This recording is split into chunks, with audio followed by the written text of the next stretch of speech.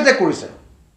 প্ৰথম 3 বছৰ তেখেতে বিদেশী খেদাৰ বৈধভাৱে বিদেশী খেদাৰ অৰ্থাৎ আইনসংগতভাৱে বিদেশী খেদাৰ কোনো ব্যৱস্থা নকৰি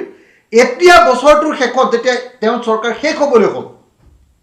আৰু 10 মাহ সময় আছে এই 10 মাহৰ পৰা বিদেশী খেদা কিয় আৰম্ভ কৰিব কৈছে তেখেতে বিদেশীক লৈ ইমান হুলস্থুল কেলে কৰিছে তাৰ একমাত্ৰ কথাটো হ'ল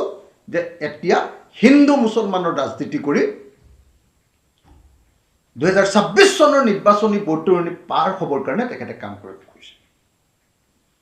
আপোনালোকে সকলোৱে দেখিছে যে এইবাৰ ঈদত এক কালি পৰখি যিটো ঈদ পাৰ হৈ গ'ল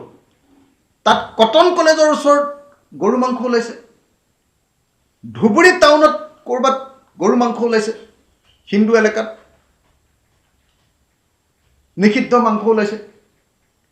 পিছত ওলাইছে যে সেইবিলাক আকৌ বিজেপি মানুহে কৰিছে